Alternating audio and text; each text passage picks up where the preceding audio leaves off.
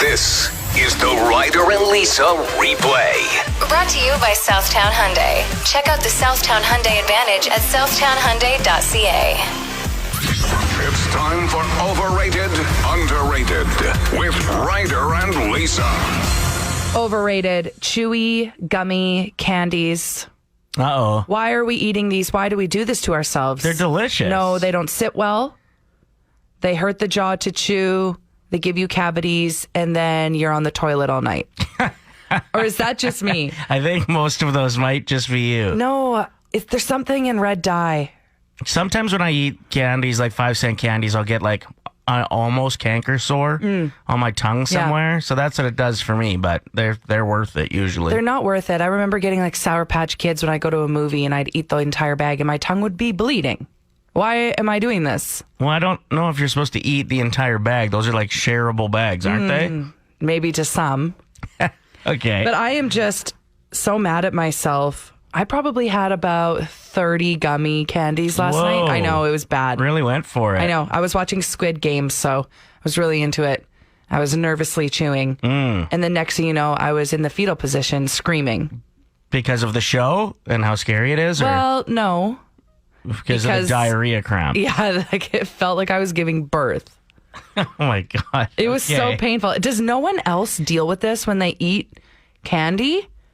I need to know, because if I need to book a doctor's appointment, hit me up. Okay. Yeah, I've never heard of that before. It's the red dye. Red candies are so bad for you. I'm going underrated. Mine is food, and it's putting things on your mac and cheese.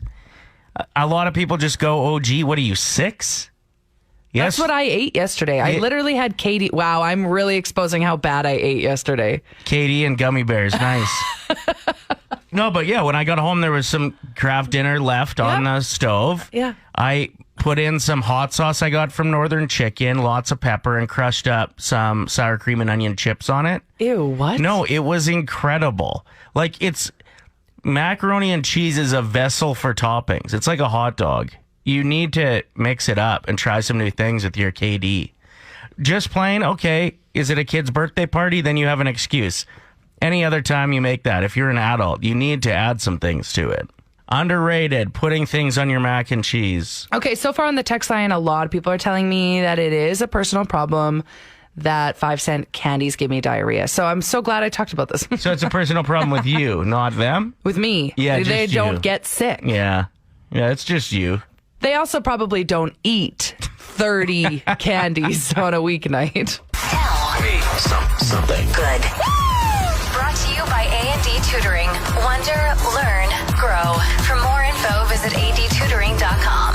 Play 107. Ryder, your mom made you a scrapbook. It was like a recipe book with a bunch of pictures of you and your friends growing up and quotes from your mom and nice letters in it. And how much did that mean to you? So much, but like I use the internet for my recipes now, you know? No, but that's so sweet and it's gonna mean so much to you. Yeah, no, it does. It means a lot to me, for sure. My story is about a son and mother who the mom made a scrapbook for her son, and it was a scrapbook that helped to showcase the trials and tribulations of his business that he helped to grow, and it was celebrating its 1-year anniversary. So she gave him this scrapbook when he went to visit her in New Jersey, and he wanted to make sure it didn't get squished by all of his luggage, so he placed it on top of his vehicle while he was loading everything else in. Left it on top of the vehicle, drove away. As soon as he was filling up gas a couple hours later, he realized it was gone, and he checked his business email because, again, like I said, the book was his business account. And there was a woman who said, I think I found your scrapbook, but it's like torn apart. I tried to pick up as many pieces as I could. And this woman went out of her way to find all of the pieces, even got her daughter to come onto the road and help find things. They found everything but one piece of paper and brought it physically to the mom's house, like brought it back to her. And then the mom was like, but there's still one page missing. Mom goes back out, finds it. All of this for this scrapbook for her son. I just think that's so sweet to have strangers help out and the mom to care that much about her kid. Tell me something good. If anybody finds a pair of brown Nike golf shoes anywhere, let me know. I did the same thing as this guy did. Left them on top of the car. Bye. Whoops. My story is about a dad after sharing vows with his wife on their wedding day, he turned to his stepdaughters, who he'd been raising with their mom since they were toddlers. Real dad's not in the picture, or biological dad, I should say. And he turned to them with official adoption papers and asked if he could be their forever dad. Aww. Right after marrying their mom. There wasn't a dry eye in the church from the video I watched. Pretty special moment. Every time I see videos with adoption papers, I just sob uncontrollably. Yeah, They're so beautiful. You know it's going to be touching for sure. Yeah. Tell me something good. Now it's time for something that you'll probably forget. It's things Lisa found on the internet. New stats show that everyone is pretty gassy. 81% of 6,000 people polled said they had passed gas recently. 60% have had a rumbling stomach, and 58% have burped. So, are you part of this stat? Told you it was natural. I'm just laughing at the thought of our listeners in their car right now, especially if they just burped or passed gas. Next up, an insurance salesman returned to his home after a 4-day business trip to find that a squirrel had stashed 42 gallons of walnuts in his pickup truck. Just for reference, that's roughly 8 5-gallon pails worth of walnuts. Man, you know how pissed I'd be if I was that squirrel? Well, Like he moves the truck. You loaded up for winter. You worked all weekend. It's like when you pile all the leaves up and then a gust of wind comes and you're like, oh, great, all my hard work. Or you rake up all the leaves and then a gust of wind comes and all the leaves just fall out of the tree again. And there's like brand new ones. Yeah, no, that poor squirrel, just a hungry boy. Oh, poor trying little to baby. save up for winter. Cops say that a man driving an SUV with 5 children inside stopped to help a woman on the side of the road after a crash involving several vehicles. What a sweet angel of a man. After the man got out of the car, though, to help the victims, a woman named Markel jumped into the driver's seat and just drove away. She headed north before pulling over into a parking lot, and she was arrested shortly after running from the scene. So she jumped into the car and the guy's 5 kids were in there. Yep. You know what I would do in that situation? What? Nah, wrong car. I don't need this kind of responsibility. That's what I'm thinking. Did you not realize there were 5 children? Have you ever been around 5 children? They are so loud. Anyway, the deputies rescued all 5 of them. They were extremely shaken up, but they were not harmed. The plan was to just like keep driving, and then about 5 minutes into it, she's like, nah, I can't do this. Thank you. You guys are way too loud. And now, here's another terrifying episode of Tell Tales. Make sure you're submitting your scary story to Ryder at play107.com or get at me on any social media. I think I'm on them all now. Are you? Are you on LinkedIn? Not that one. All the other ones. This is submitted from Tim. He said, I woke up one morning. The clock said it was 2:34 a.m. I was 17 at the time in my bedroom. Pitch black, but I hear some rattling downstairs. Terrified, I quietly tiptoed to my parents' room. Weird. It's empty. Where are my parents at 2:34 a.m.? I go upstairs to my brother's room. He's usually awake all night. But while the light is on, no one is in the room. So I guess whatever those noises are downstairs must be coming from them. Why are they awake? Maybe someone died? What? I go downstairs. In the middle of my living room is what looks like 2 men stealing our TV. No one else is in sight. I run upstairs as quietly as possible, shut and lock my door. Suddenly, there's banging on it. I wake up. It was a dream, and the relief washed over me. I look over to the clock. Weird coincidence. It's 2:34 a.m. I'm shaking, but decide to go downstairs to prove to myself that everything's fine. I go downstairs. The 2 men are in my kitchen screaming at my parents and brother. What? I run up to my bedroom and lock the door. 10 seconds later, I hear banging. I wake up again. It's 2:34 a.m. This time I had actually woken up, and I didn't manage to fall back asleep for 36 hours. Just the coincidence of 3 times in a row, the clock being at 2:34. Turns out nothing actually was going on, but that is a pretty creepy story. That is a really good submission. Wow. Keep up the great work, Edmonton. Yeah, we like being scared. I got goosebumps from some of that one. And I even know it happened, which was nothing at the end. Still scared the crap out of me. Time for the Situational 7 at 7. What's it gonna be today, Ryder and Lisa? We're doing the worst situational runs. And not the bathroom kind of runs, except potentially it could be like running to the bathroom, but not the runs in your... Yeah. Okay. Like literal running. This one is an honorable mention. Didn't make the list, but it's a gooder.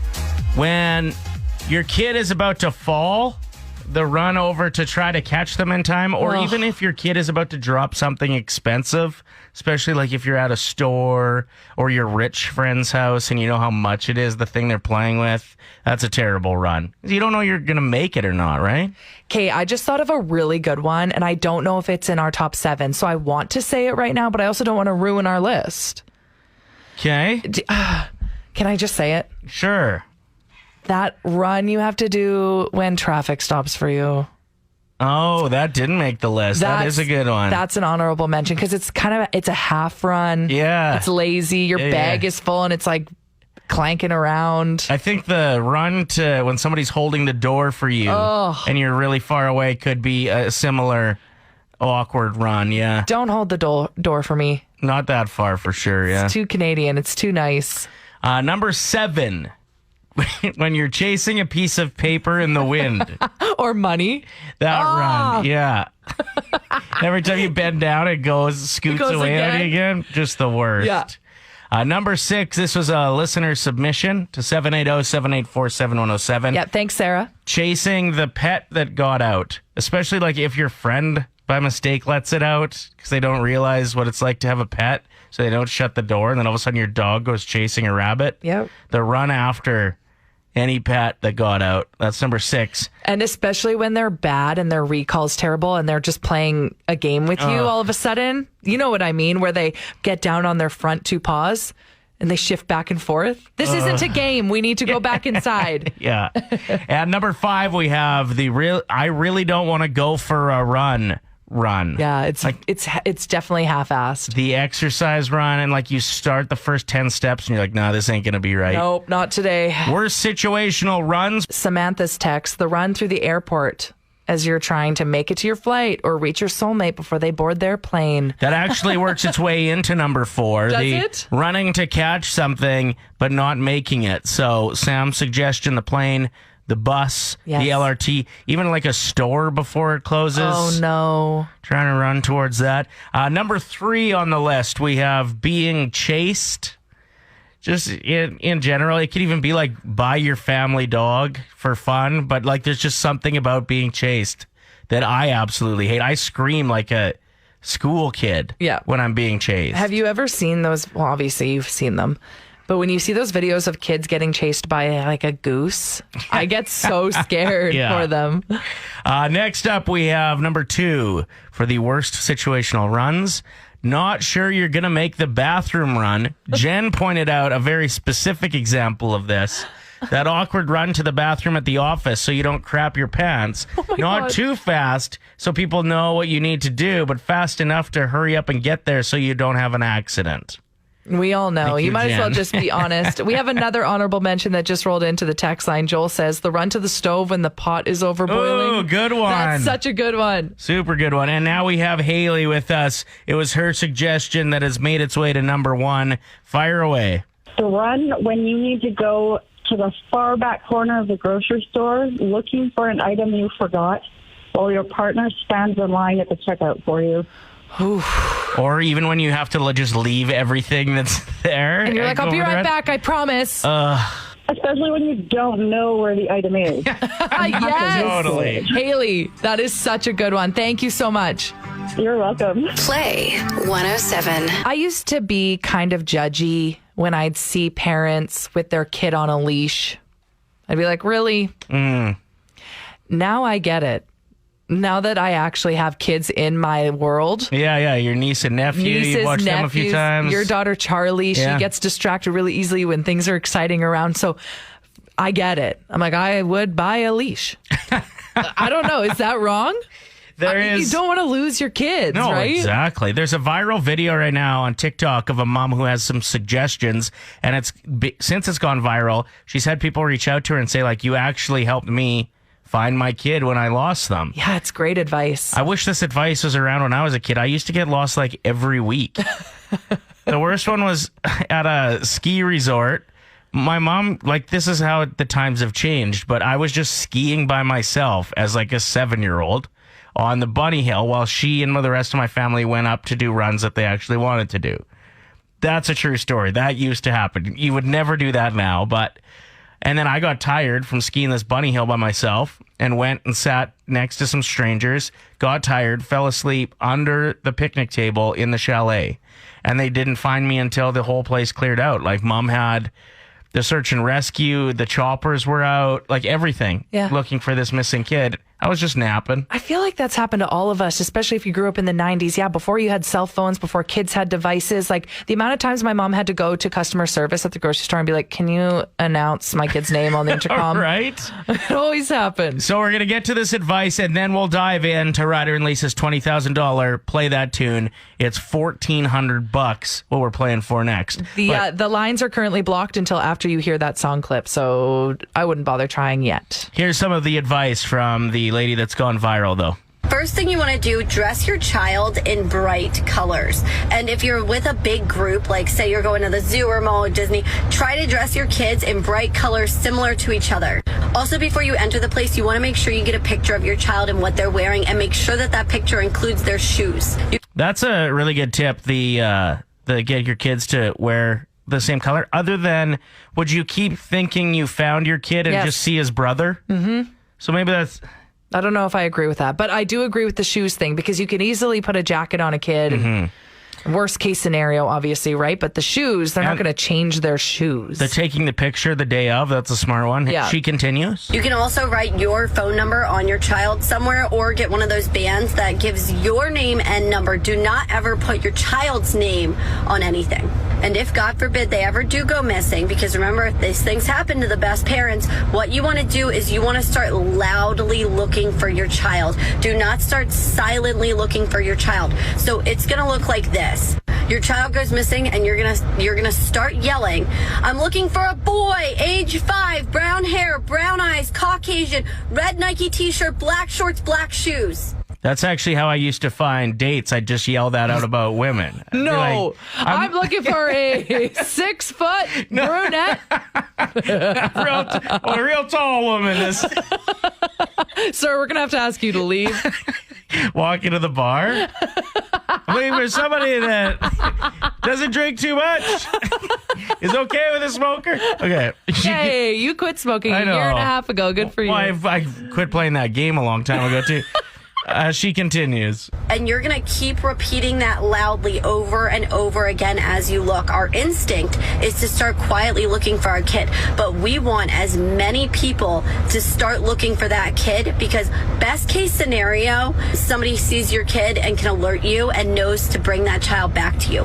If you're in a group with more than one adult, make sure that one of the adults goes to the exit to make sure that that child does not walk out of it with anybody. And always alert personnel, because most places, stores, zoos, Disney World, wherever you are, have protocols in place to look for a missing child. There it is. So smart. Something called Play It Forward happening all week this week. In light of Thanksgiving that's on the way, we thought that we would do some giving ourselves. So here's how it works. You need to hit us up at 780-784-7107 and nominate somebody that you'd like to hook up with a $100 gift card to Montana's South Common. And just for doing that, if we choose your nomination, you're going to get hooked up with a $100 gift card as well. So everyone's a winner. Yeah, well, not everyone. Well, whoever gets picked. We're doing this all week, though, so make sure you get your stories in to us at 780-784-7107. Yesterday, there was a really cool text, so we've gotten a hold of today's winner this morning to break down who she'd like to nominate. I would like to pay it forward to the best stepmom out there is. She treats my daughter like gold. Parents just how any parent should. and she's also a hairdresser who has had some financial struggles due to COVID with the shutdowns and everything. But she gets up every day. She battles every day with a smile on her face, and I'm truly lucky to call her a really good friend of mine and a stepmom to my daughter. There it is. Wow. So that kid, that little girl, is going to be eating a lot of Montanas because we just hooked up both sides of the co-parenting relationship. That's there. awesome. How long after a breakup until you can fire up dating apps? That night? An hour later? An hour after the breakup. Yeah, why not? What, You haven't been on them for X amount of time. Like, we what might if as you well were check just it like out. kind of breaking up and then like you thought you were breaking up and then you realized like a day or two later that, maybe we should make this work? Yeah, but at least you shot your shot. Like, maybe there could have been... Someone better in Everything a day? happens for a reason, This right? is so jaded. I was going to say like a week for every year you were together. What? Would be a respectful... No, that's ridiculous. You just made that up. I know I made that up, but I was just trying to think like in a 5-year relationship, I think before 5 weeks. I think before you fire up Tinder, you give it a bit of time to let your brain process what just happened. And so that when you do get an opportunity to connect with somebody else, you're in a good space. Well, that's the difference between you and I. You're just going for it. I know I fired it up after my big breakup, but it was like 2 or 3 months later. I didn't feel like I was in a place before that to like go on dates. Rachel wrote in saying, I went on a dating site that day. She then went on to text in saying, totally out of spite because that's where my ex found most of his chicks that he cheated on me with. Funny, that's where I ended up finding Steve. We've been unstoppable for 6.5 years. Hey, I love it. There you go. Kristen had a really great wording. She said, I was with someone for 11 years. He cheated. I booty called someone else a week later. No mercy for 40-year-old dogs. Marcy says, I'm hashtag Team Ryder. If you're on a rebound, you're not being fair to your rebound if you're still healing from a breakup. That is a really valid point, Marcy. When she makes the point, it's valid. That but when actually, well, I never thought about it like that. The other person you're talking to probably thinks you're going to be the love of their life. And not every situation's like Rachel's where you do end up being together. Good morning, Ryder and Lisa. Who's this? This is Ashley. What do you think, Ash? Well, first off, I just have to say, if I break up with someone, that's it. There's no going back. Like, I'm done. There's no like, oh, we kind of broke up. It's like, we broke up, we're over. Ooh. So I'm not like a second chances person. I'm like, I'll try everything. And if it doesn't work, it doesn't work. But then I'm scorned. And I'm like, I have to believe that there's actually a man out there that's not a piece of Okay. And so then it takes me a while to get back on the dating apps because then you have to filter through like a bunch of skis balls to find someone that's actually decent enough to date. So how long after a breakup would you wait to fire up a dating app? I would probably fire it up pretty quickly, but actually meeting the person, it would take me a lot to go meet a person in real life. Like, I'd have to talk to a bunch of people first and then see if there was someone that I was like, okay, maybe I could see this not, like, being terrible, because I've been on a lot of terrible, awful dates. Ryder and Lisa. Brought to you by Southtown Hyundai. Play 107.